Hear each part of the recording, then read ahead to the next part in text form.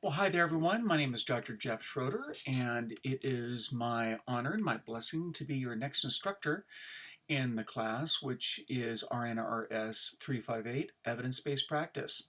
For those of you that I've been with before, glad to be with you again. For those of you that are new, that have entered the online program since after that first class, your 272 course, it's nice to meet you.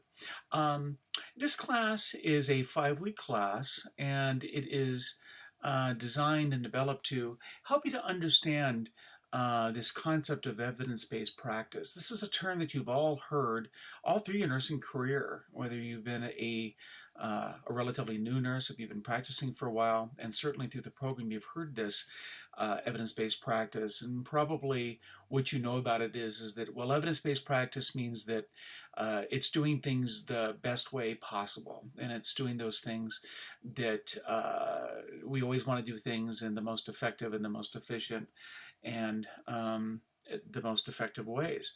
But the question becomes, how do we know that they're really the best way, and how do we know that the way that we're doing things is the best? And the way we do it is through a two-step process. The first is through nursing research, identifying through research and conducting research on various forms of nursing practice and various interventions, and then to review the evidence and to go through and to identify what really works. That's really what this class is all about.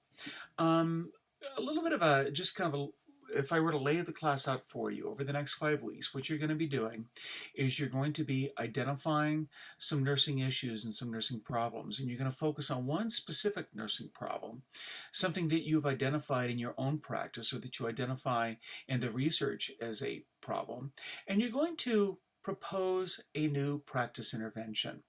Something new. Now, this isn't something that you just come up off the top of your head, something that you think might be a good idea.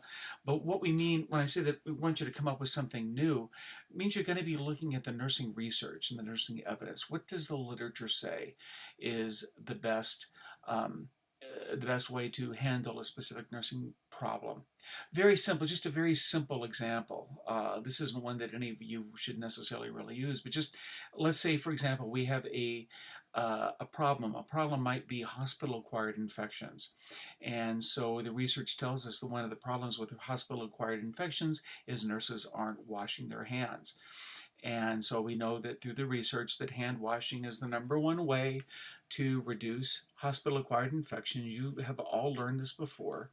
And so different hospitals have come up with different interventions to try to see that nurses are able to wash their hands, or that they wash their hands appropriately, or that sometimes it's doing classes and interventions. Sometimes it's doing a surveillance plan or a surveillance program where somebody comes in and actually observes to see and count how many times somebody's washing hands. Other times it's through putting up posters in the hospital and reminding everybody, and to there's all these different kind of things. There's different ways to increase that people washing their hands. But the way we would know that our the intervention is effective is we need to measure the outcomes. And what are the outcomes of people washing their hands? It would be decreased nosocomial infection. So and then if you were going to choose that particular problem, you would be identifying the different, what does the research say about hand washing. Now, again, I'm just using this as an example. I wouldn't expect anybody to use, something quite as simple as hand washing necessarily. I suppose you could. There are other interventions that you can select, or other problems that you can select from. And so this really kind of comes from your own practice. What are some things that you've seen in your practice where a problem exists, and what are some new interventions that can address that problem? And so really the first week of class, and the discussion question in week #1, you're going to be talking about a problem. What are some problems that you have identified, and what are some problems that you have seen in the hospital setting or in the clinical setting. And what does the research say about that problem? Now, this is going to be sort of the first step. Next week, we're going to be talking about developing something called a PICO statement, where we're going to come up with a proposed intervention and a way of measuring that proposed intervention. But for this first week, we're going to focus on the discussion topic is going to be identifying a nursing problem, and then we'll follow through the assignments in the class to come up with a proposal and a plan for evaluating the effectiveness of this intervention. Um, a few things about this class. This is a Writing 3 class. If you'll see that is part of the syllabus, or part of the title of the course, and it is in the syllabus. And that's important because the writing standards for this class are higher, and the amount of writing that you will be doing is greater than what you've probably been used to in most of your other courses. So realize that I'll be giving a lot of feedback, and if you look at the rubrics are very specific on how long your papers need to be, and the writing is going to be graded equally as much as your the actual content of what you're writing about. So realize that this is a writing class. So this is a class for you to bone up on some of your writing. That writing is going to be reflected not only in the papers for the class, and there's really 3 assignments that are going to be due, but also it's going to be reflected in your the discussion questions each week, and also in your weekly reflections. You'll see if you look through to the course, and best way to look through the course is to go to the forums section, and you'll see that each week has specific tasks to do each week. Each week you have a weekly reflection. This is a well-written response to a question that is posed, and it's written in the form of a paper, so this isn't just something that you're going to be typing into a discussion box like you may have done with some of the classes. This is going to be more of a formal assignment. Sometimes you're going to be writing extemporaneously. In other words, you're going to be writing just kind of about what your feelings are without necessarily a real holding to a particular form. Other times your writing in the reflections is going to be called to be more scientific or more persuasive.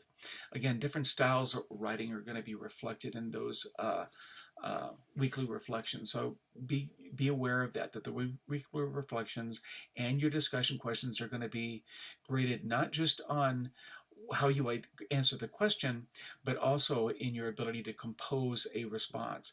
Approach your discussion questions like they are a mini paper, like they're a little 400-page paper where you're writing a body and introduction, an introduction, a body, and then a conclusion, including APA citations. APA is going to be graded as well. I highly recommend that you compose your responses to discussion questions in Word first, and then cut and paste them from Word into the discussion boxes. Sakai has come quite a ways to we don't see as many issues as we once did when it comes to cutting and pasting from Word anymore. I'm expecting, and sometimes, that there are some changes in formatting. For example, you don't necessarily have to worry when you're doing those discussion questions about double spacing, because the double spacing doesn't always transfer over. But the basic formatting of references and the basic citation, and of course your style, how you write, is going to be easily reflected in that. Discussion questions, the initial responses are always due by Wednesday at midnight. A minimum of 2 responses, and I stress a minimum of 2 responses, posted throughout the week. In other words, not all just on one day of the week. You need to show participation throughout the week in your responses to your peers in order to receive full credit. 2 responses is the minimum, but of course you feel free to post as many responses as you would like to as many peers as you would like. Responding to the instructor, to my questions, to my prompts, is also important, and it is also something that will help in the grading.